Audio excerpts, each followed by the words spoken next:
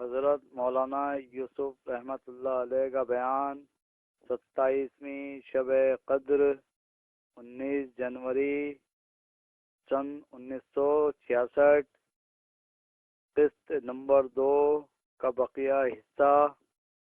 موضوع اللہ کے عرش کا سایہ۔ آڈیو کیسیٹ سی ڈی پیش کردہ محمد صادق، موبائل نمبر 9899634768، ٹیکنیکی تعاون ڈاکٹر عقیل احمد، محمد جمال۔ اللہ میاں نے اپنے جنتی بندوں کی ایک کیفیت بیان فرمائی نا، جب میرے یہ مومن بندے جنتوں میں داخل ہو جائیں گے کیا ہوگا؟ وَالْمَلَائِكَةُ يَدْخُلُونَ عَلَيْهِمْ مِنْ كُلِّ بَابٍ، یہ جنت کے جتنے دروازے ہوں گے، جنت کی جتنی کھڑکیاں ہوں گی، جنت کی جتنے روشن دان ہوں گے، دریچے ہوں گے، ایک ایک روشن دان، ایک ایک کھڑکی، جنت کے ایک ایک دروازے پر ہزاروں فرشتوں کا مجمع کھڑا ہوا اس جنتی سے کہہ رہا ہوگا سلام علیکم بما صبرتم فنعم عقبی الدار۔ اے خدا کے مومن بندے، تجھ پر خدا کی سلامتیاں، تجھ پر خدا کی رحمتیں، تو نے دنیا میں خدا کو راضی کرنے کے لیے ناگواریوں کو برداشت کر لیا۔ اے اللہ کے مومن بندے، تو نے دیکھا فنعم عقبی الدار، زندگی کے ختم پر انجام کار تجھ کو کتنا بڑا یاقوت کا محل خدا کی رحمت نصیب ہوئی۔ سلام علیکم، سلام علیکم۔ چاہتے ہیں آپ؟ چاہتے ہیں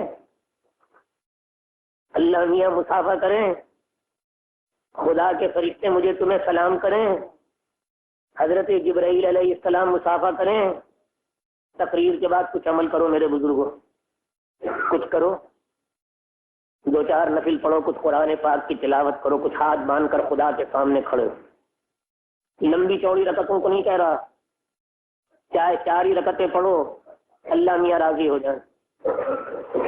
اللہ میاں مجھ سے تم سے مصافحہ کر لیں، جس سے پروردگار عالم مصافحہ کر لے، پھر وہ آدمی جہنم میں نہیں جا سکتا، یقین کرو۔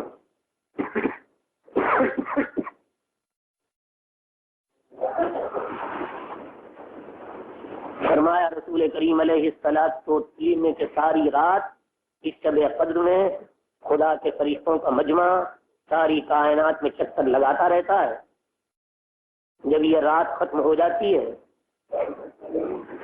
اور صبح کا وقت قریب ہوتا ہے، صبح صادق کا، جب میں کہا کرتا ہوں کلی کر لیجئے، نیت کر لیجئے، جب یہ وقت آتا ہے تو حضرت جبرائیل علیہ السلام خانہ کعبہ کی چھت پر کھڑے ہو کر آواز لگاتے ہیں ساری کائنات پر، الرحیل الرحیل یا ملائکۃ الرحیل، اے اللہ کے فرشتوں روانہ ہونے کا وقت آ گیا، چلو آؤ واپس چلیں آسمانوں کی طرف۔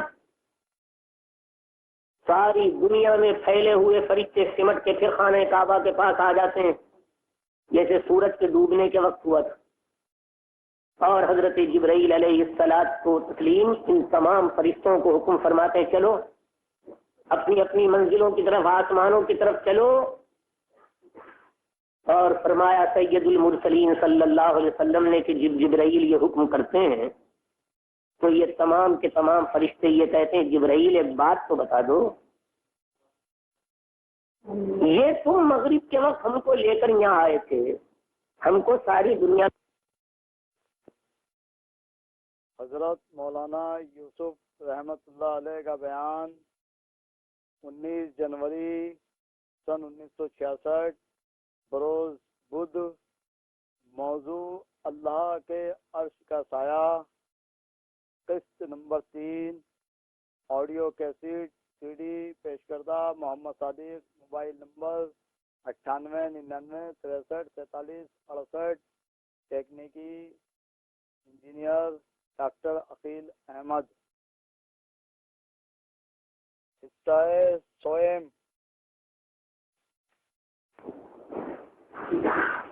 اور فرمایا سید المرسلین صلی اللہ علیہ وسلم نے کہ جب جبرائیل یہ حکم کرتے ہیں تو یہ تمام کے تمام فرشتے یہ کہتے ہیں جبرائیل ایک بات تو بتا دو، یہ تم مغرب کے وقت ہم کو لے کر یہاں آئے تھے، ہم کو ساری دنیا میں تم نے بکھیر دیا، تمام دنیا کے مسلمانوں کو ہم سلام کرتے رہے، اب ساری رات گزر گئی، صبح صادق کا وقت ہو رہا ہے، آپ کہہ رہے ہیں کہ آسمانوں میں چلو، چل رہے، ہم تو آپ کے تابع. لیکن یہ ہوا کیا؟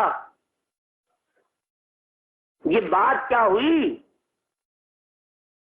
یہ ہم آسمانوں سے اترے تھے غروب آفتاب کے وقت، ساری دنیا کے ایک ایک مسلمان کے پاس جا کے ہم سلام کرتے رہے، اب آپ فرما رہے ہیں کہ آسمانوں کی طرف چلو. تو یہ جو ہم آئے ساری رات تمام دنیا میں ہم چکر لگاتے رہے. جبرائیل اتنا تو معلوم ہو کہ اللہ رب العالمین نے محمد مصطفیٰ صلی اللہ علیہ وسلم کی امت کے ساتھ کیا سلوک کیا. سید المرسلین صلی اللہ علیہ وسلم کا ارشاد گرامی ہے کہ جبرائیل جواب میں فرماتے ہیں اے خدا کے فرشتوں تم گواہ رہنا کہ اللہ رب العالمین نے آج کی رات میں محمد مصطفیٰ صلی اللہ علیہ وسلم کے امتیوں کو بخش دیا.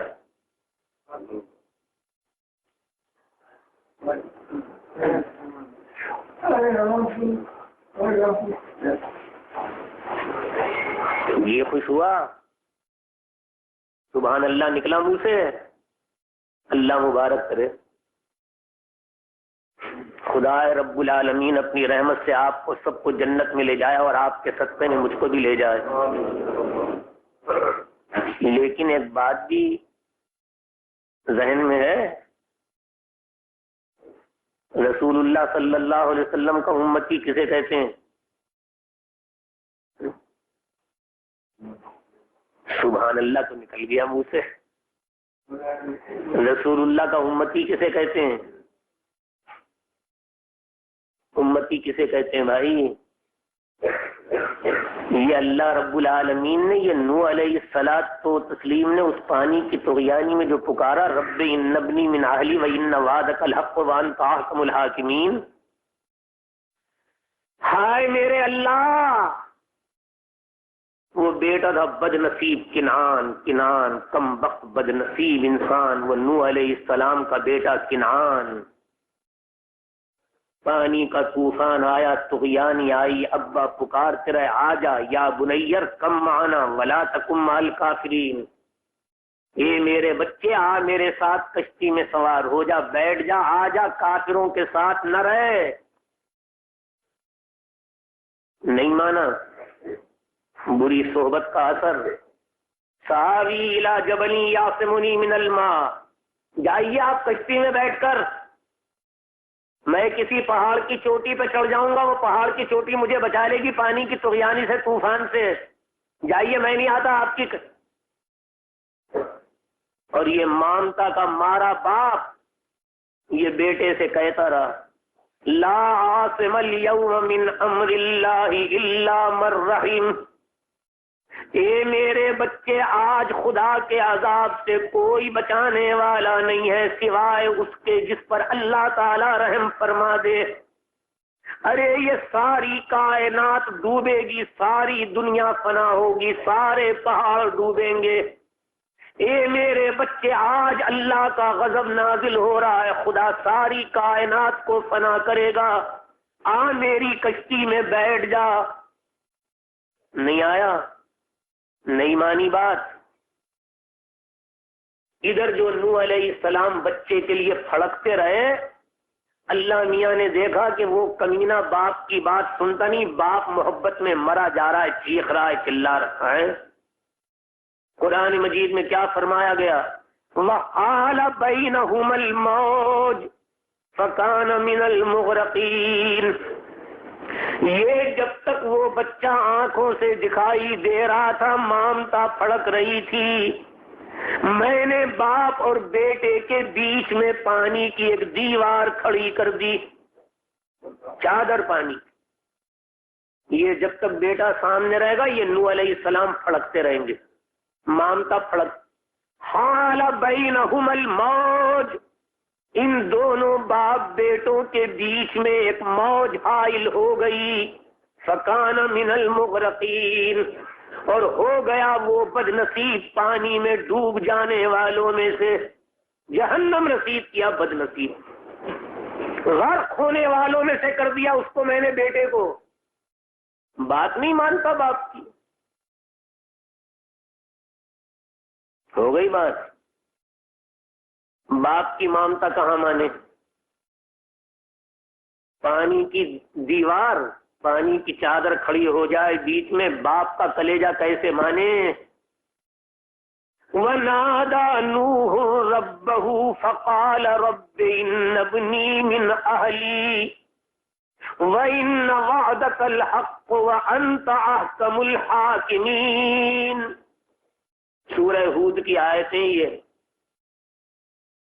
اور پکارا نوح اپنے پروردگار کو، اور اس نے اپنے پروردگار کو پکار کے کہا رب ان ابنی من اہلی، اے میرے پروردگار یہ میرا بیٹا کنعان میری اہل و عیال میں سے ہے، اور آپ نے مجھ سے یہ وعدہ فرمایا تھا کہ میں تیرے ساتھ کے مومن بندوں کو اور تیری اہل و عیال کو اس پانی کے طوفان سے بچا دوں گا۔ اے اللہ یہ میرا بیٹا میرے اہل و عیال میں سے ہے، وَإِنَّ وَعْدَكَ الْحَقُّ، اور اے پروردگار تیرا وعدہ برحق اور سچا ہوتا ہے، وَأَنْتَ أَحْكَمُ الْحَاكِمِينَ، اور تو تمام بادشاہوں کا بادشاہ ہے، تیرا وعدہ غلط نہیں ہو سکتا۔ اے اللہ تو نے میرے اہل و عیال کے بچانے کا وعدہ کیا تھا، میرے اس بچے کو پانی کے طوفان سے بچا دے۔ ہے قرآن، اب سنو قرآن میں اللہ میاں کا جواب جو تمہارا دماغ چکر کھا جائے۔ قال یا نوح انہ لیس من اہلک، فرمایا اللہ رب العالمین نے اے نوح یہ بیٹا تیرا اہل و عیال میں سے نہیں ہے۔ حل کرو اس گورکھ دھندے کو۔ نوح علیہ السلام کی بیوی کے پیٹ سے پیدا ہوا، نوح علیہ السلام کے نطفے سے پیدا ہوا۔ اللہ رب العالمین قرآن حکیم میں فرما رہا ہے انہو لیس من اہلک، یہ تیرے اہل و عیال میں سے نہیں ہے، اور کیوں نہیں ہے؟ انہو عمل غیر صالح، اس کے عمل ناپاک ہے، پاکیزہ نہیں ہے۔ پیغمبر کا بیٹا وہ ہوگا جو پیغمبر کیسے عمل کرے، یہ چونکہ تجھ جیسے عمل نہیں کرتا کافروں کا ساتھ دیتا ہے، اس لیے میں نے اس کو تیری اولاد میں سے نکال دیا۔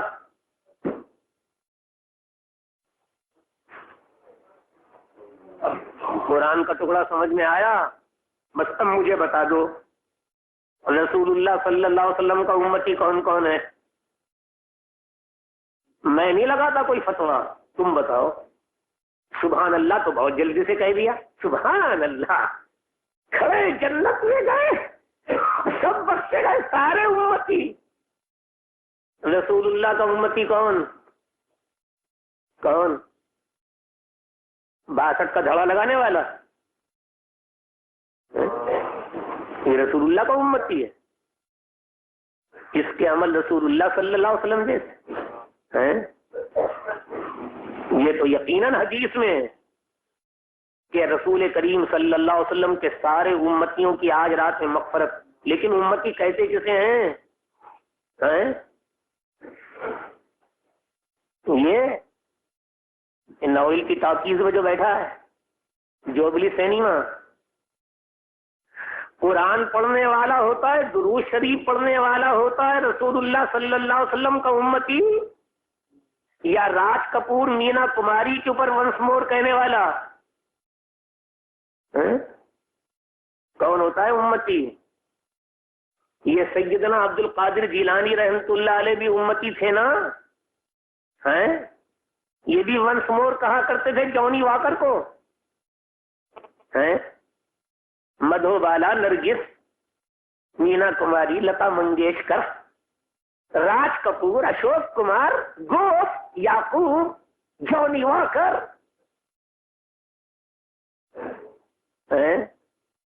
امتی کسے کہیں؟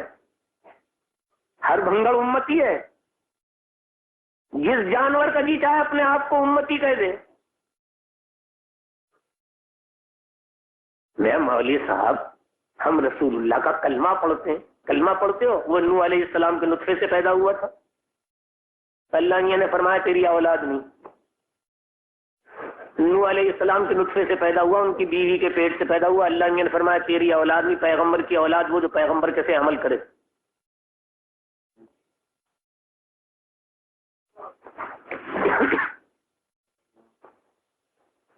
حضرت رابعہ بصریہ رحمۃ اللہ علیہ کے انتقال کے بعد داؤد طائی رحمۃ اللہ علیہ نے ان کو خواب میں دیکھا، قبر میں پڑی ہوئی. دیکھو میں تمہیں بتاؤں، تم تو سارے کے سارے نہ معلوم اپنے آپ کو کیا سمجھ رہے ہو. ذرا اللہ والوں کی زندگی کا مطالعہ کرو، اللہ والوں کی زندگی. انہوں نے فرمایا کہ میں نے رابعہ بصریہ کے انتقال کے بعد ان کو خواب میں دیکھا، قبر کے اندر ہیں، منکر نکیر ان کے پاس کھڑے ہیں، اور وہ منکر نکیر رابعہ بصریہ سے پوچھ رہے ہیں من ربک، تیرا پروردگار کون ہے. یہی جو منکر نکیر قبر میں سوال کرتے ہیں ہر مردے سے، وہ رابعہ بصریہ سے بھی پوچھ رہے ہیں من ربک، کون ہے تیرا پروردگار. اور وہ رابعہ بصریہ رحمۃ اللہ علیہ جواب میں منکر نکیر سے یہ فرما رہی ہیں خدا کے بندو مجھ سے کیا پوچھتے ہو، میرا پروردگار کون. ارے میں 1000 دفعہ کہہ دوں آسمانوں زمینوں کا پیدا کرنے والا پروردگار میرا پروردگار ہے، کائنات کو مخلوق کرنے والا خدا میرا پروردگار ہے، 1.25 لاکھ نبیوں کا بھیجنے والا پروردگار میرا پروردگار. میرے کہنے سے ہوگا کیا؟ تم اللہ میاں سے جا کے کیوں نہیں پوچھتے؟ خدا سے جا کے پوچھو، وہ خدا بھی مجھ کو اپنی بندی کہنے کو تیار ہے نہیں.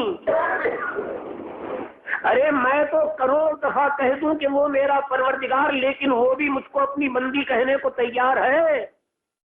وہ کہہ دے کہ ہاں میں اس کی بندی ہوں تو بیڑا پار، میرے کہنے سے کیا ہوگا؟ میں اور آپ سارے کے سارے مل کر 24 گھنٹے گاتے رہیں ہم رسول اللہ کی امتی ہیں، ہم رسول اللہ کی امتی، ہم رسول اللہ کی امتی ہیں. رسول اللہ صلی اللہ علیہ وسلم بھی تو فرمائیں کہ ہاں تو میرا امتی ہے، وہ بھی تو فرما دیں. یا ہماری شکل دیکھتی فرمائیں گے ہٹ پڑے غارت و کمبخت. الحمد لله نحمده ونستعينه ونستغفره ونؤمن به ونتوكل عليه ونعوذ بالله من شرور أنفسنا ومن سيئات أعمالنا. من يهده الله فلا مضل له ومن يضلله فلا هادي له. ونشهد أن لا إله إلا الله وحده لا شريك له. ونشهد أن سيدنا ومولانا محمدا عبده ورسوله. أرسله الله تعالى بالحق للناس كافة بشيرا ونذيرا وداعيا إلى الله بإذنه وسراجا منيرا. وصلى الله تعالى شانه عليه وعلى آله وأصحابه وبارك وسلم.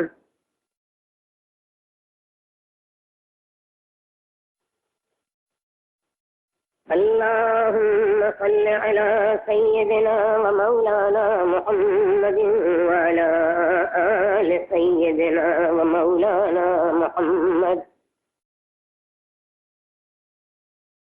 صلاة تكون للنجاة وسيلة ولعلو الدرجات سفينة. اللهم صل على سيدنا ومولانا محمد وعلى آل سيدنا ومولانا محمد صلاة تفرج بها الكرب وتحل بها العقد. اللهم صل وسلم وبارك على سيدنا ومولانا محمد وعلى آل سيدنا ومولانا محمد صلاة تكون لك رضاء ولحقه أداء.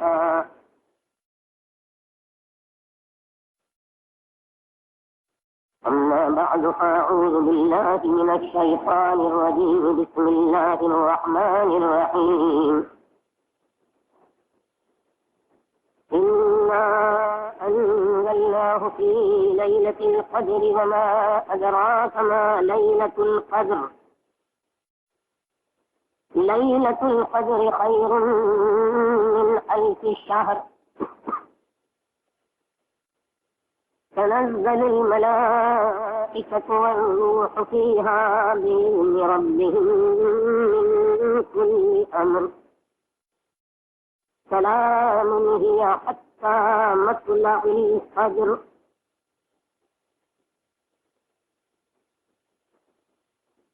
صدق الله مولانا الكبير.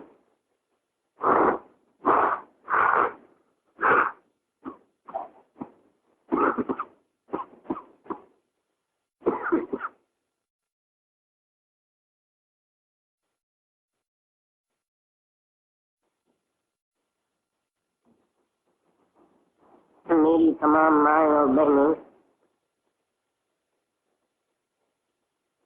اور میرے تمام بزرگ اور دوست ابتدائے تقریر میں اپنے ذہنوں میں یہ بات محسوس فرما لیں کہ آج کی رات کا اجتماع خصوصی طور پر اللہ رب العالمین کی مغفرت حاصل کرنے کا اجتماع ہے. میرا اور آپ کا سب کا اس مقام پر خدا رب العالمین کے دربار میں جمع ہونا، اس کا منشا یہ ہے کہ ہم خطا کار ہیں، گنہگار ہیں، سیاہکار ہیں، اپنے پروردگار تبارک و تعالی کے نافرمان ہیں. اس آسمانوں اور زمینوں کے پیدا کرنے والے خالق اور معبود کو ہم نے ناراض کر رکھا ہے. ہم سارے کے سارے اس کے دربار میں حاضر ہو کر اس کی جناب میں ملتجی ہیں کہ وہ اپنی رحمت سے ہماری خطاؤں اور گناہوں کو معاف فرما دے. یہ اصل مقصد ہے اس قسم کی نورانی مبارک راتوں میں خدا رب العالمین کے مومن بندوں اور مومنہ بندیوں کے جمع ہونے کا.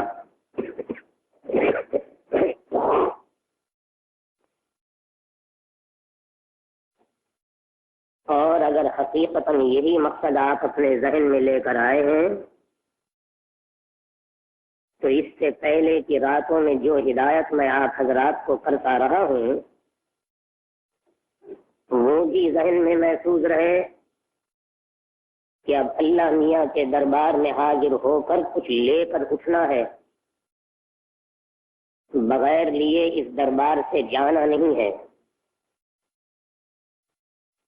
اور وہ جو باری سبحانہ و تعالیٰ کے فضل و کرم سے مجھ کو اور آپ کو اس رات میں ملنے والا ہے نا، بس وہی میرا اور آپ کا سرمایہ آخرت ہے. اسی سے کام بنے گا، اسی سے میدان قیامت میں کامیابی ہوگی۔ دنیا کا سرمایہ، روپیہ پیسہ، مال و دولت، جاگیر جائیداد، آبا اور اجداد، بیٹا بیٹی، رشتے دار، دوست احباب، ان میں سے کوئی سی چیز بھی میرے اور آپ کے کام آنے والی نہیں ہے۔ کسی چیز سے بھی میں اور آپ اگر اپنی دنیا اور آخرت کو کامیاب بنا سکتے ہیں تو وہ اللہ رب العالمین کی یہ رحمت واسعہ ہے، اللہ میاں کا فضل و کرم۔ جس کی تقدیر میں سعادت ہے وہ خدا رب العالمین کے اس انعام کو لے کر اپنے اپنے گھر کو لوٹے گا۔ ورنہ میرے بزرگوں، یہ شب قدر ہو، شب برات ہو، پھر رمضان المبارک کی 27ویں 29ویں ہو، رمضان جیسا مہینہ ہو، بہترین تقریر کرنے والا مقرر ہو، سارے اسباب جمع ہو جائیں اور اللہ رب العالمین کی نظر کرم نہ ہو، کچھ نہیں ہوتا۔ یاد رکھیے، جب تک میاں کی نظر عنایت نہ ہونا اپنے بندوں پر، اور جب تک وہ کسی کو اپنی طرف گھسیٹنے کا ارادہ نہ فرمائے، ان تمام چیزوں کے باوجود کچھ نہیں ہوتا، کوئی کامیابی نہیں ہوتی۔ یاد رکھیے،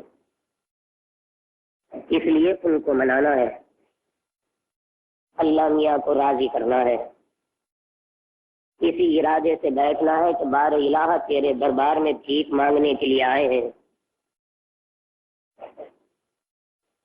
ورنہ اس سے ہزاروں درجے زیادہ بہتر محفلیں آج سے بہت پہلے گزر چکی ہیں۔ یہ تو دلی کا شہر ہے، میں نے قرآن حکیم اور احادیث مقدسہ میں یہ منظر دیکھا ہے، ایسی بستی اور ایسی آبادی جس کی عظمت اور بزرگی کی اللہ رب العالمین قرآن حکیم میں قسم کھاتا ہے، لا اقسم بهذا البلد وانت حل بهذا البلد، یہ مکہ معظمہ کی بستی کی قسم ہے۔ اللہ میاں اپنے محبوب پیغمبر سے فرما رہے ہیں کہ اے میرے پیارے نبی، میں اس مبارک بستی کی قسم کھا کر کہتا ہوں، آگے جو بات فرما رہے ہیں رب العالمین، اس مکہ معظمہ کی قسم کھا کر کہتا ہوں، یہ اتنی عظمت والی بستی ہے، یہ بستی بھی تھی اور اس بستی میں رحمت للعالمین حضرت محمد مصطفیٰ صلی اللہ علیہ وسلم بھی تشریف فرما تھے، اور ان کی زبان پر اللہ رب العالمین کا کلام حکیم بھی جاری تھا، قرآن پاک بھی پڑھا جا رہا تھا، اور خدا رب العالمین گواہی بھی دے رہا تھا، وما ينطق عن الهوى ان هو الا وحی یوحی، یہ میرا نبی اپنی طرف سے کبھی کوئی بات نہیں بیان کرتا، جو بات ان کی زبان مبارک سے دین کے معاملے میں نکلتی ہے وہ اللہ رب العالمین کی وحی ہوتی ہے۔ یہ ساری خدا کی رحمتیں موجود تھیں، لیکن سرکار دو عالم صلی اللہ علیہ وسلم کی تقریر سننے والوں میں جو ایک شیطان بیٹھا تھا نا، ابو جہل، عقبہ ابن ابی معیط، قلدہ ابن اسید، ان خدا کے لعنتیوں کو ان برکتوں اور رحمتوں میں سے ذرہ بھی نصیب نہیں ہوا، سب محروم رہے، کافر کے کافر، مشرک کے مشرک، جہنمی کے جہنمی، کچھ بھی نہیں ملا۔ مولوی یوسف کی تقریر میں کیا ملے گا؟ دلی کی بستی میں کیا ملے گا؟ سمجھ میں آ گئی بات؟ جب اللہ میاں نوازنا چاہتے ہیں اس وقت ان رحمتوں کا فائدہ پہنچتا ہے، ورنہ جبرائیل علیہ الصلوۃ کو تسلیم بھی آ جا رہے تھے، قرآن مجید بھی نازل ہو رہا تھا، محمد مصطفیٰ صلی اللہ علیہ وسلم بھی تقریر فرما رہے تھے، مکہ معظمہ کی مبارک بستی بھی تھی، وعظ سننے والے بھی سینکڑوں بیٹھے تھے، لیکن بہت سے ایسے تھے جو ان ساری رحمتوں کی موجودگی کے باوجود خدا کی رحمت سے محروم رہے۔ ارادہ ہی نہیں کیا کبھی ابو جہل نے اللہ میاں کی رحمت کے حاصل کرنے کا، خدا کو راضی کرنے کا، محمد صلی اللہ علیہ وسلم کی تصدیق کرنے کا، قرآن حکیم کی حقانیت کے اقرار کرنے کا ارادہ ہی نہیں کیا۔ کیا ہوگا ان برکتوں سے؟ اس لیے عرض کر رہا ہوں، اس مجمع کے اندر خدا رب العالمین کے اس بندے کے بیٹھنے کی گنجائش ہے جو اپنے آپ کو خطا کار گنہگار سمجھتا ہو، باری سبحانہ و تعالیٰ کو کائنات کا بادشاہ جانتا ہو، خدا رب العالمین کے متعلق یقین رکھتا ہو کہ میرے گڑ گڑانے، تڑپنے، بلکنے، ہاتھ جوڑنے، معافی مانگنے کی بنا سے اس کی رحمت کو جوش آئے گا اور وہ اپنے فضل و کرم سے مجھ کو اپنی رحمتوں کے دامن میں لے لے گا۔ جو بندہ یہ ارادہ کر کے بیٹھتا ہے وہ کامیاب ہے۔ پھر میری یہ تقریر 1.5 گھنٹے، 1.25 گھنٹے، 2 گھنٹے، 2.5 گھنٹے، اس کے بعد ختم۔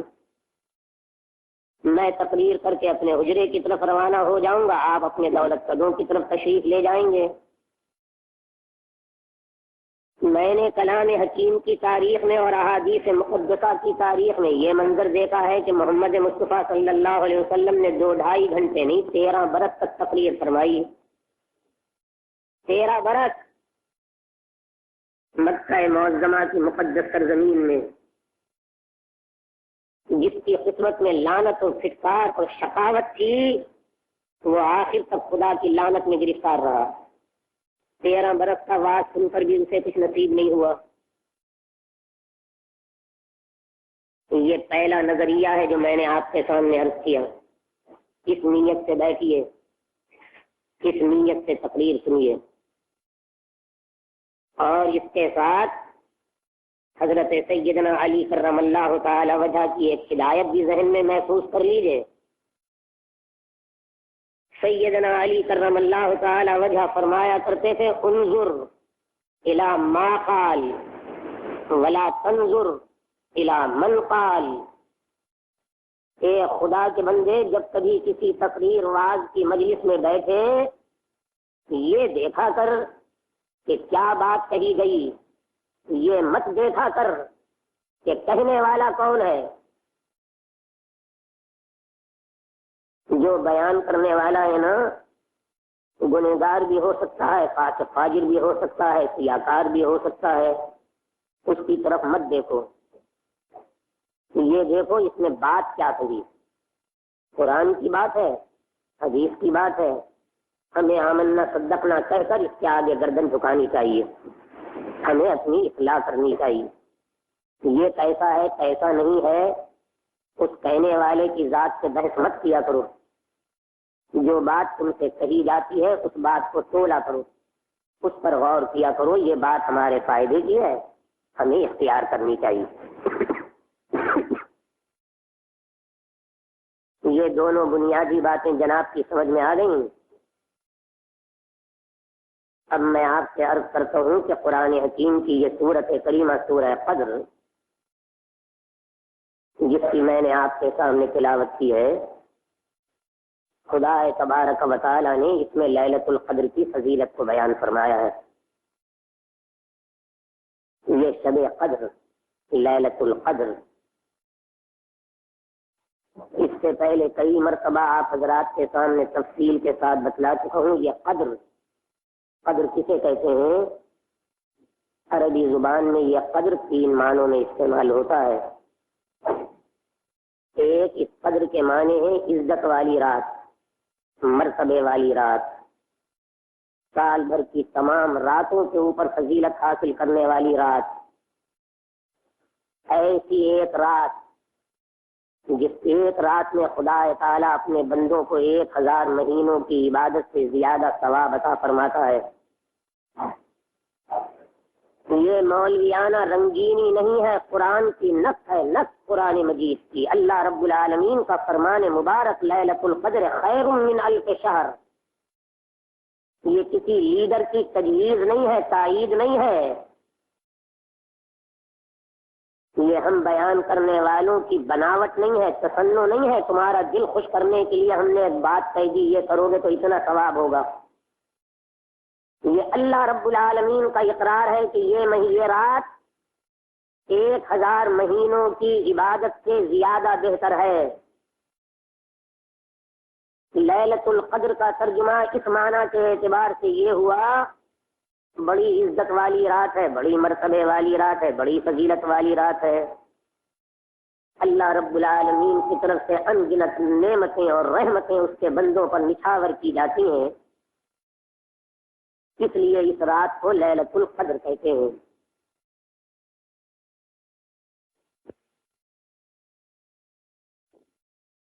حضرت مولانا یوسف رحمت اللہ علیہ کا بیان 19 جنوری سن 1966 بروز بدھ، حصہ ہے سوئم، موضوع اللہ کے عرش کا سایہ، آڈیو کیسٹ CD پیش کردہ محمد صادق، موبائل نمبر 9899 63 47 68، تکنیکی تعاون ڈاکٹر عقیل احمد محمد کمال۔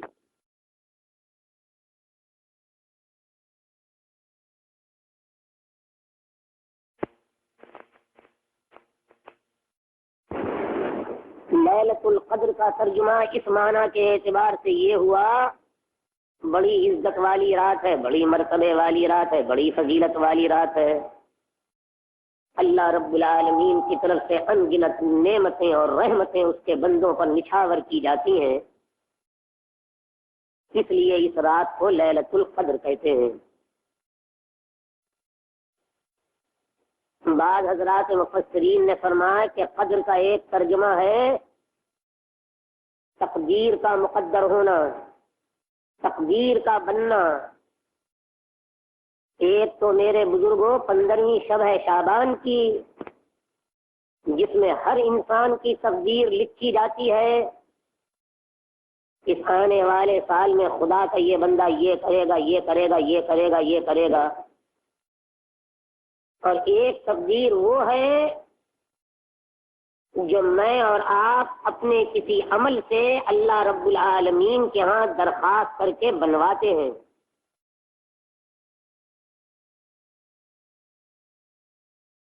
شب برات میں جو پرچے دعاؤں کے آپ حضرات کے سامنے تقسیم کیے گئے تھے، اس میں سیدنا ملا علی قاری رحمت اللہ علیہ کی ایک دعا چھپی ہوئی تھی، یاد ہوگی آپ کو۔ اللہم ان کنت کتبت اسمی شقیا فی دیوان الاشقیاء فامحہ واکتبنی فی دیوان السعداء۔ اے میرے پروردگار، اگر آج کی رات میں آپ نے میرا نام بدبختوں کی فہرست میں لکھ دیا ہے، بد نصیبوں کی فہرست میں، شقی، بدبخت، بد نصیب، ان لوگوں کی فہرست میں لکھ دیا ہے، فامحہ، اے میرے پروردگار میں التجا کرتا ہوں میرا نام اس فہرست میں سے کاٹ دیجئے۔ وَاکْتُبْنِی فِی دیوان السعداء، اور اے میرے پروردگار اپنے فضل و کرم کی بنا پہ میرا نام سعید نیک بختوں کی فہرست میں لکھ دیجئے۔ وَإِن كُنتَ كَتَبْتَ اسْمِی سَعِیدًا فِی دیوان السعداء فَأَسْبِقْهُ،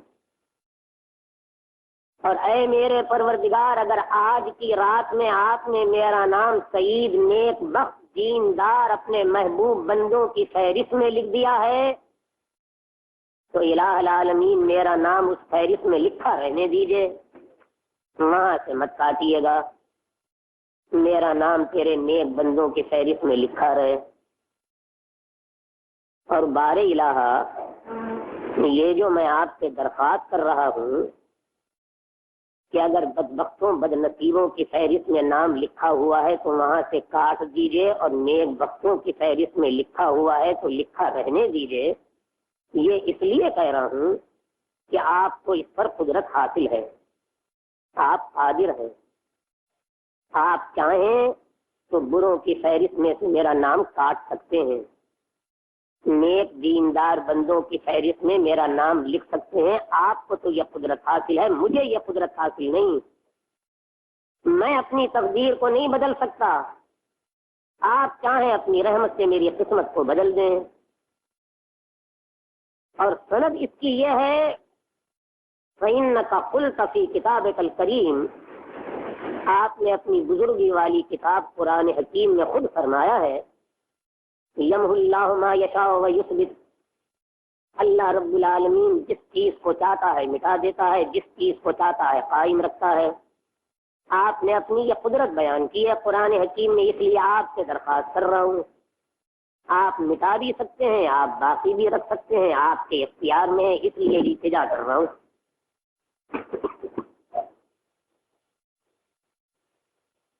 پڑھی تھی نا یہ دعا، جس دعا کا ترجمہ میں نے اب کیا ہے آپ کے سامنے، وہی خدا آج کی رات میں بھی موجود ہے۔ اب بھی اس اللہ میاں سے چاہو تو اپنی تقدیر بدلوا لو، ناراض ہو، خفا ہو، 11 مہینوں کی میری تمہاری سیاہ کاریوں کی بنا پر مجھ سے تم سے ناراض ہو، اب راضی کر لو، اس کے اختیار میں ہے۔ کہہ دو اللہ میاں اپنی ناراضی ختم کر دیجئے، ہاتھ جوڑ رہا ہوں، معافی مانگ رہا ہوں اللہ میاں، اللہ میاں یہ شقاوت اور بدبختی میری تقدیر سے دور کر دیجئے، آپ کے قبضہ قدرت میں ہے پروردگار، میں آپ کا بندہ ہوں، آپ کے آگے ہاتھ جوڑ رہا ہوں، اب بنوا لو تقدیر، آپ کے اختیار میں ہے، یہ لیلۃ القدر ہے۔ اور اس رات کی خصوصیت یہ ہے کہ حضور رسول کریم علیہ الصلاۃ والتسلیم کا ارشاد گرامی سارے رمضان آپ کو سناتا رہا ہوں، یہاں رمضان المبارک کے چاند کا ظہور ہوا اور اللہ رب العالمین نے اس پہلے آسمان پر تجلی فرمائی، اور ایک ایک رات میں لگاتار رب العالمین اپنے بندوں کو پکارتا رہتا ہے، حل من مستغفر فاغفر لہ، اے میرے بندو تم میں کوئی میرا بندہ ہے مجھ سے اپنے گناہوں کی مغفرت طلب کرنے والا، میں اس کے گناہوں کو معاف کر دوں، کوئی کہتا ہے، پھیلاتا ہے کوئی ہاتھ، مانگتا ہے کوئی معافی، میں آیا اس لیے ہوں اپنی رحمت کے خزانے لے کر، میرا بندہ مجھ سے جو کہے میں وہ کر دوں۔ یہ عید کے چاند نظر آنے تک اللہ میاں کی آواز لگتی رہے گی، روز لگا رہے ہیں آواز، مانگتا ہے حل من مسترزق فارزقہ، اے میرے بندو تم نے میرا کوئی بندہ ہے جو مجھ سے روزی طلب کرے، میں اس کے اوپر روزی کے خزانے کھول دوں، میں آیا ہوں خزانے دینے کے لیے، لیتا ہے میرے بندے، پھیلا ذرا ہاتھ پھیلا، مانگ، حل من مبتلا فاعافیہ، اے میرے بندو تم میں میرا کوئی بندہ کسی تکلیف، پریشانی، مرض، بیماری اور کسی چیز میں مبتلا ہے، پھیلاتا ہے میرے آگے ہاتھ، فاعافیہ، میں اس کو عافیت دے دوں، اس کو سکون اور اطمینان دے دوں، پھیلاؤ، مانگو۔ یہ اس رمضان کی خصوصیت ہے، اللہ میاں اپنے آپ دینے کے لیے آتے ہیں، اللہ میاں اپنے بندوں کو اپنے آپ پکارتے ہیں۔ جاگ گئی خدا کے اس بندے کی تقدیر اور قسمت جن نے ان مبارک ساعتوں کے اندر خدا تعالیٰ کے سامنے اپنے ہاتھوں کو پھیلا کر اپنی بگڑی بنوا لی، اپنی تقدیر بنوا لی، ورنہ یہ رات تو گزرے گی، 21ویں گزر گئی، 23ویں گزر گئی، 25ویں گزر گئی، یہ بھی گزر جائے گی، 29ویں بھی گزر جائے گی، رمضان بھی گزر جائے گا، ساری بہاریں ختم ہو جائیں گی، 3-4 دن کی اور بات ہے، چلا جائے گا یہ رمضان کا مہینہ۔ بیٹھے ہوئے میں اور تم روتے رہیں گے کس طرح آیا تھا کس طرح چلا گیا. یہ جتنے لمحے رمضان کے باقی ہیں ان لمحوں میں مجھے تم کو جو کچھ کمانا ہے کما لو، ورنہ یہ تو رہنے کا نہیں.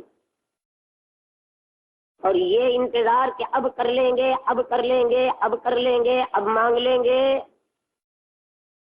مجھے ایمانداری سے بتا دیجئے یہ 27 آ گئی رمضان کی، پہلی تاریخ سے اب تک کیا کما لیا، کیا کر لیا، کتنا سرمایہ جمع کیا، کتنی نیکیاں درج ہیں اس رمضان کی ڈائری میں. ہوگا آپ کے پاس، ہم تو کورے بیٹھے ہیں. اللہ رب العالمین کی رحمت سے امید لگائے بیٹھے، ہمارے پاس تو کچھ ہے نہیں، ہم نے تو کچھ کیا نہیں. آپ نے کچھ کیا ہوگا، مبارک ہو. اپنے جیسے بھائیوں بہنوں سے کہہ رہا ہوں کہ اور 3-4 دن کا وقت ہے، جو کچھ کمائی کرنی ہے کمائی کر لیجئے، تقدیر بدلوا لیجئے، قسمت کو روشن کرا لیجئے، خدا کی رحمتوں کو حاصل کر لیجئے. اس رات کے اندر انسان کی تقدیر بنتی ہے. انسان اگر خدا کے آگے ہاتھ پھیلا کے گڑ گڑائے اپنی قسمت کو بنا لیتا ہے، اس لیے اس کو لیلۃ القدر کہتے ہیں.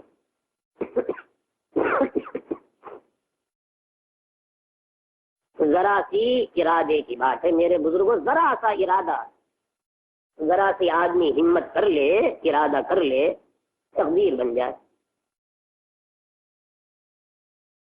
یہ ہمارے حضرات اولیاء کرام میں ایک اللہ میاں کے ولی ہیں، حضرت سیدنا جنید بغدادی رحمۃ اللہ علیہ. اپنے زمانے کے خطب یہ تو آپ حضرات کو خبردار کرنے کے لیے میں نے ان کا نام لے دیا، جنید بغدادی رحمۃ اللہ علیہ.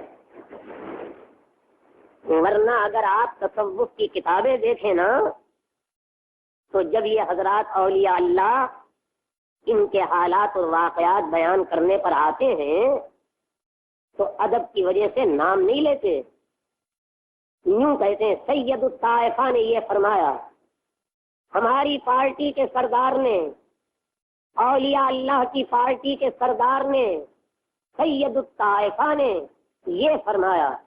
ہم نے سید الطائفہ کے یہ حالات سنے، سید الطائفہ نے یہ رہنمائی کی. وہ ادب کی وجہ سے جنید بغدادی نہیں کہتے.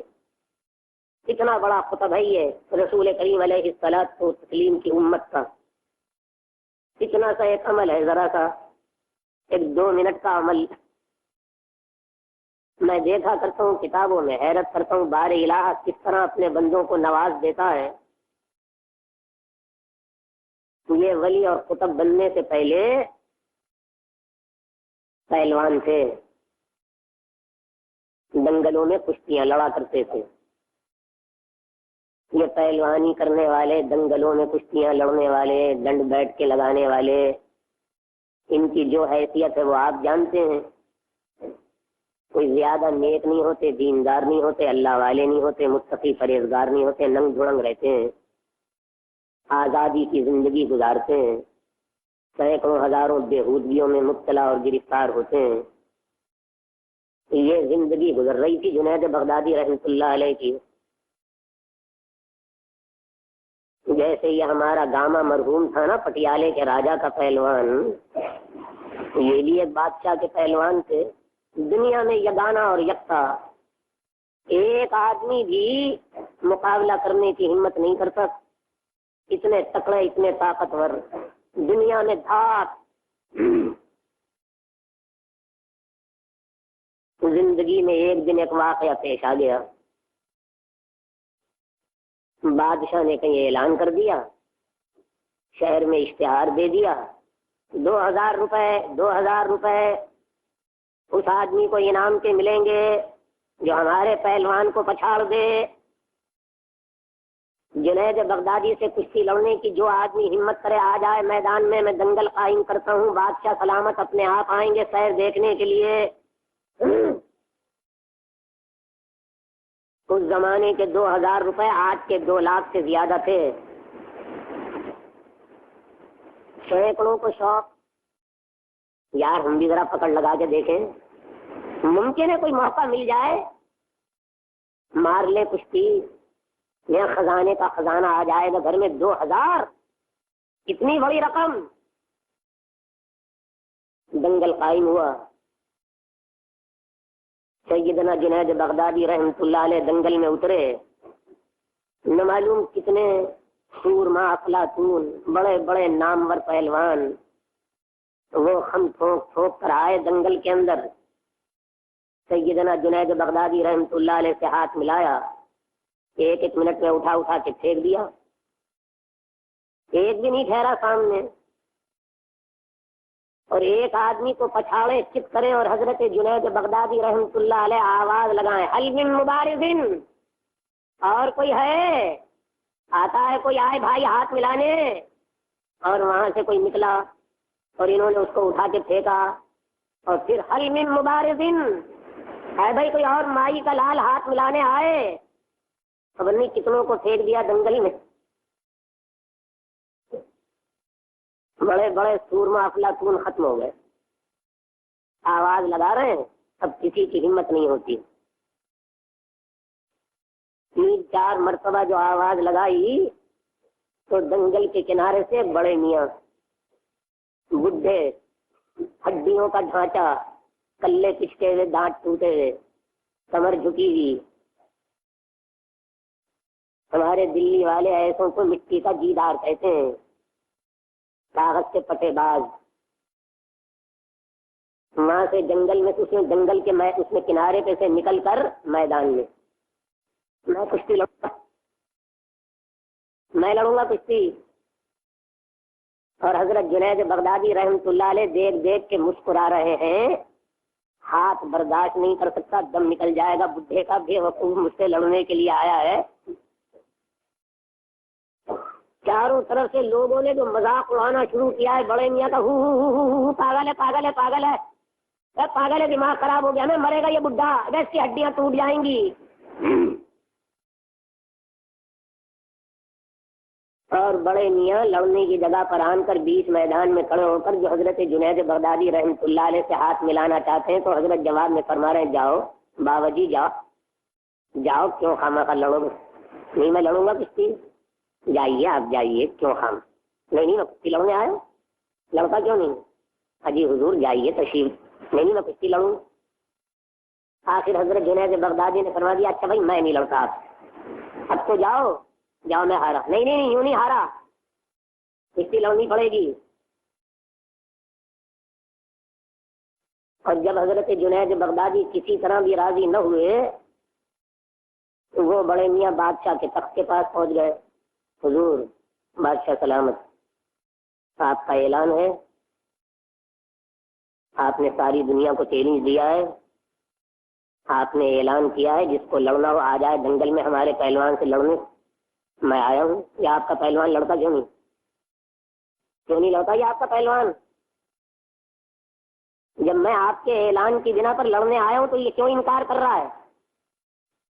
بادشاہ کی بات، بادشاہ کا اعلان، بادشاہ کی زبان، جواب نہیں بادشاہ کے پاس اس بات کا۔ میں مر جاؤں، یہ اٹھا کر پھینک دے، مجھ کو چت کر دے، مجھے پچھاڑ دے، میری ہڈیاں ٹوٹ جائیں، کچھ ہو، آپ نے اعلان کیا تھا، آپ کو اجازت دینی پڑے گی، اس کو حکم کرنا پڑے گا یہ مجھ سے کشتی لڑے۔ اور بادشاہ نے مجبور ہو کر حضرت جنید بغدادی کو حکم دیا، جنید میرا اعلان ہے، میری بات ہے، یہ میرا اعلان دیکھ کر آیا ہے بڈھا لڑنے، آپ کیوں نہیں لڑتے؟ لڑیے۔ اب کچھ ہی ہو نہیں مانتا، یہ ساری دنیا کہ مر جائے گا ایک تھپڑ کے اندر، نہیں مانتا۔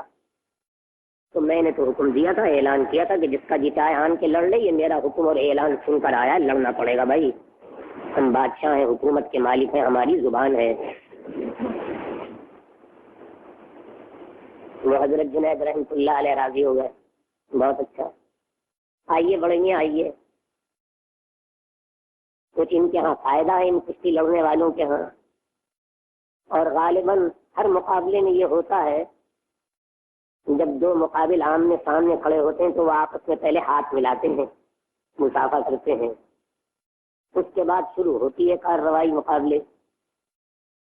وہ بڑے میاں سے جو ہاتھ ملایا نا، تو بڑے میاں نے حضرت جنید کو اپنی طرف گھسیٹا، قریب اور قریب لائے، اور جب حضرت جنید نے دیکھا کہ یہ مجھے اپنی طرف گھسیٹ رہے ہیں تو آپ بھی ان کی طرف جی فرمائیے ادھر یہاں ادھر۔ اور جب حضرت جنید رحمۃ اللہ علیہ بالکل ان بڑے میاں کے قریب ہو گئے تو بڑے میاں ان کے کان میں کہنے لگے، جنید خدا تعالیٰ نے تجھ کو یہ قوت اور طاقت عطا فرمائی، جو سورما اور افلاطون تجھ سے مقابلہ کرنے آتا ہے تو اس کو پھینک دیتا ہے، پچھاڑ دیتا ہے۔ میں جانتا ہوں میں بڈھا ہوں، ضعیف ہوں، کمزور ہوں، میرے بدن میں ہڈیاں نکل رہی ہیں، تو مجھے اگر ہاتھ سے بھی دبائے گا تو میرا دم نکل جائے گا، میں جانتا ہوں۔ میں تجھے پچھاڑنے نہیں آیا، میں شہرت حاصل کرنے آیا ہوں۔ میرا ایک کام ہے، میں سید ہوں، سید رسول اللہ صلی اللہ علیہ وسلم کی اولاد جن کا تو کلمہ پڑھتا ہے۔ جنید میری 2 جوان بیٹیاں بیٹھی ہیں، ان کا نکاح نہیں ہو سکتا، شادی نہیں ہو سکتی، میں غریب نادار انسان ہوں، میرے پاس پیسہ نہیں، میں اپنی بچیوں کا نکاح کس طرح کروں؟ جنید یہ سید زادیاں ہیں آل رسول، ان کی عزت اور حرمت کا واسطہ دے کر تجھ سے کہتا ہوں، اس پورے دنگل میں بھرے مجمع میں تو میرے ہاتھوں سے پچھڑ جا، مجھ کو 2000 روپے بادشاہ کی طرف سے انعام سے مل جائیں گے، میں لے جاؤں گا، میری بچیوں کی زندگی بن جائے گی۔ میں جانتا ہوں تیری ذلت ہوگی، رسوائی ہوگی، سارا مجمع تیرے اوپر پھوٹے گا کہ ہڈیوں کے ڈھانچے سے پچھڑ گیا، بڈھے سے پچھڑ گیا، یہ ساری دنیا یہ کہے گی، لیکن جنید اللہ کے رسول کی عزت کے لیے یہ ذلت گوارا کر لے، برداشت کر لے، یہ بے عزتی، یہ خدا کے رسول کی عزت کا سوال ہے، اس کی اولاد کی عزت اور آبرو کا۔ نہ معلوم کس درد بھرے دل سے اس بڈھے نے یہ بات حضرت جنید کے کان میں کہی، 2-1 منٹوں میں ان کا دل بھرا ہے، ان کی آنکھوں میں آنسو آ گئے۔ آپ سید ہیں، رسول اللہ کی اولاد، بہت اچھا، میں یہ دعویٰ کروں گا، آپ یہ دعویٰ کیجیے گا، پھر میں یہ دعویٰ کروں گا، پھر آپ یہ دعویٰ کیجیے گا، لوگ یہ نہ سمجھیں کہ یہ مل کر پچھڑ گیا، اور پھر جب میں اس طریقے پر آ جاؤں نا، مجھ کو اٹھا کے پھینک دیجیے گا، میں اپنے آپ گر پڑوں گا، آپ کی جیت ہو جائے گی، جائیے آپ 2000 لے جائیے۔ میں اپنے رسول کی عزت کی خاطر ذلت گوارا کرنے کو برا نہیں سمجھتا، میں اپنی ساری زندگی قربان کر دوں اپنے پیغمبر کے نام پر۔ یہ دنگل کا پہلوان تھا اس زمانے کا، جس کی نظروں میں خدا کے رسول کی اتنی عزت کی، اتنی حرمت، اتنی عظمت۔ کشتی شروع ہوئی اور 2 منٹ کے بعد انہوں نے بڑے میاں نے اٹھا کر حضرت جنید کو پھینک دیا اور سینے پر بیٹھ گئے اور للکار کر بادشاہ کو آواز دی، لائیے 2000 روپے۔ بادشاہ سلامت، 2000 دے کے میں نے پھینک دیا آپ کے پہلوان کو۔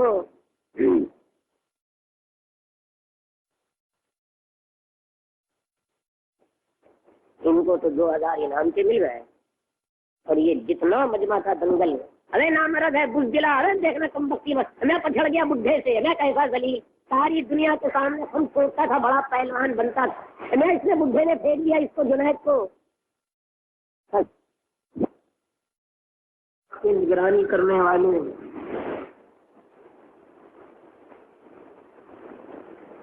یہ جو سارجنٹ ہوتے ہیں نا، سڑک کے اوپر گاڑیوں کے دیکھنے والے، حکومت کی طرف سے ٹوٹے ہوئے سپاہی، ان کا کام کیا ہے؟ 2 بجے آئے گا، جائے گا کب؟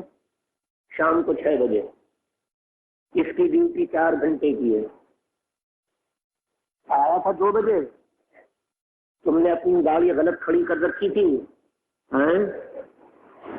یہ کس کی گاڑی ہے؟ کیا نمبر اس موٹر کا؟ یہ رانگ سائڈ کیوں کھڑی کیا آپ نے؟ بولو کیا نمبر لکھتا ہے نا اپنی ڈائری میں؟ یہ آپ گاڑی چلاتے ہیں، آپ کو گاڑی کھڑی کرنی نہیں آتی ہے؟ نمبر نوٹ کر رہا ہے نا؟ اب وہ جا کے پیش کرے گا کس نمبر کی گاڑی ہے، مالک کے نام سمن آئے گا، 10-20 روپیہ جرمانے کا ہوگا کمیٹی کی طرف سے۔ ٹھہر جاؤ، یہ تم نے گاڑی اتنی تیز کیوں چلائی؟ چلا اتنا زور سے چلاتا ہے؟ کھڑی کرو گاڑی۔ کیا نام ہے ڈرائیور کا؟ گاڑی کا نمبر بولو،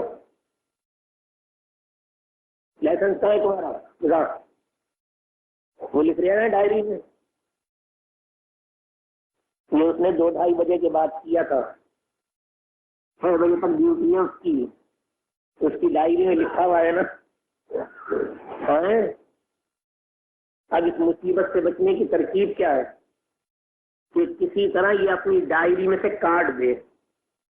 یہ جو اس نے میری تمہاری گاڑی کا نمبر لکھا ہے، میرا تمہارا پتہ لکھا ہے نا، کسی طرح یہ کاٹ دے۔ اگر اس نے نہیں کاٹا اور یہ لے گیا کمیٹی کے دفتر میں، جا کے اس نے داخل کر دی، رپورٹ کر دی، تو سمن آ جائے گا کسی نہ کسی دن۔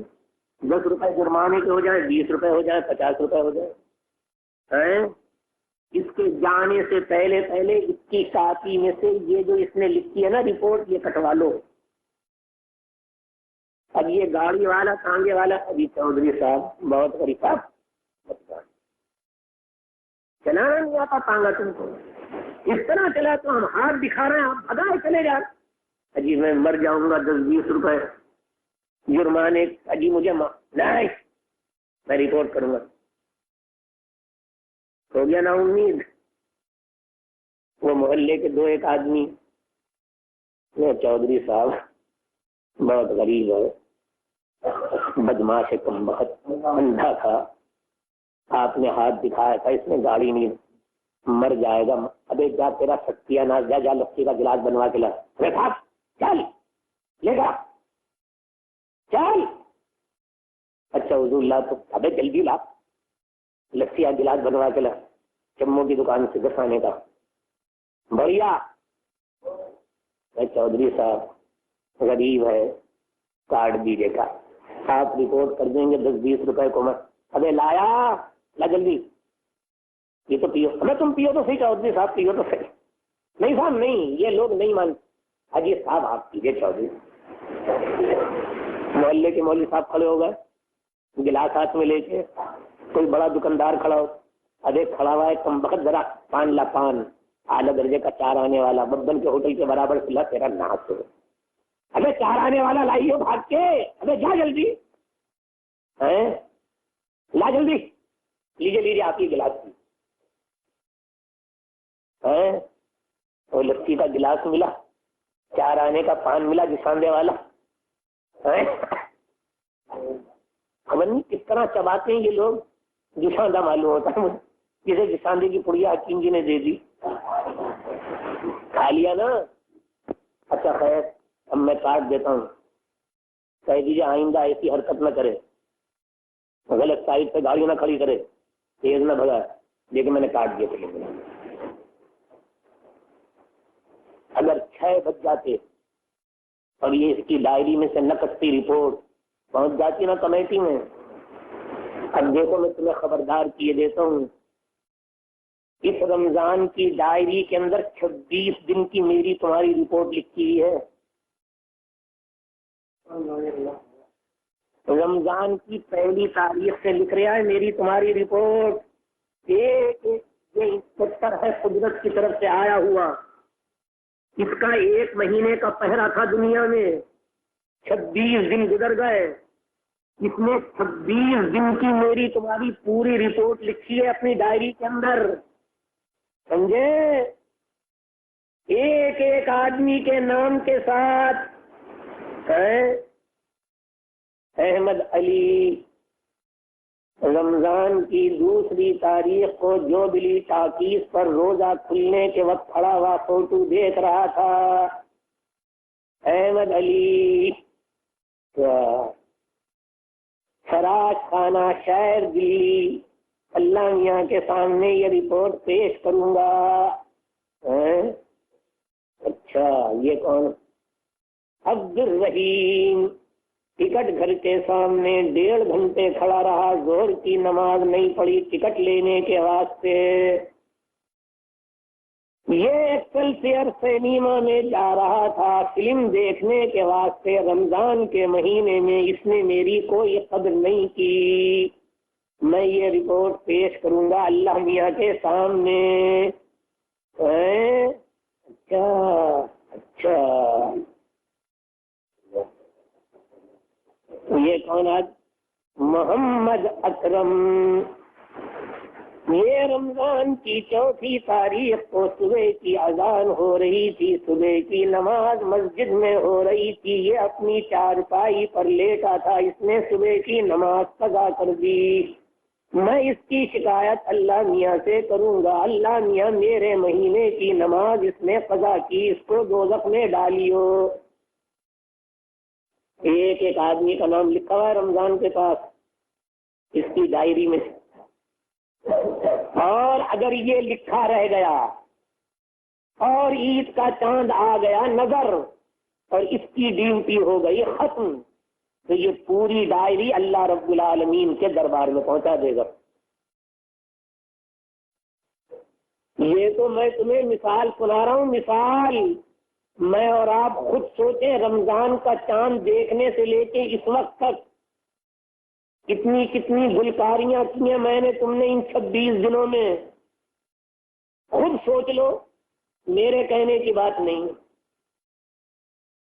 قرآن مجید کے ختم پر کتنی کتنی دفعہ ہاتھ مارے بتاشوں پہ، بتاشے لیے ایک دروازے سے نکلے دوسرے دروازے سے پھر آ گئے نا، ڈبل حصہ۔ اچھا اچھا، اور یہ چوری بدماشی کے وصول کیے ہوئے بتاشوں کو ڈالا رات کو دودھ جلیبیوں میں، حرام کی کھائی سحری رکھا روزہ اللہ کے نام، ہے اللہ کا روزہ، چوری کے بتاشوں کی مٹھاس سے، توبہ توبہ اے اللہ۔ سوچو، ایک آدمی سوچے تنہائی میں، میں بھی سوچوں اپنی جگہ، جتنا مجمع بیٹھا ہے میں ان سب سے زیادہ گنہگار ہوں، میں تو قانون سنا رہا ہوں۔ مغرب کی نماز سے پہلے جو مغرب کی نماز پڑھنے کے لیے روزہ کھولنے کے لیے مسجد میں گئے، ملا جی کی نظر بچا کر کتنی افطاری چرائی، کتنے کچالو پھلکیوں پہ ہاتھ پھیرا، 26 دن کی رودات پوری سب لکھی ہے رمضان کے، یہ سب کہے گا جا کر۔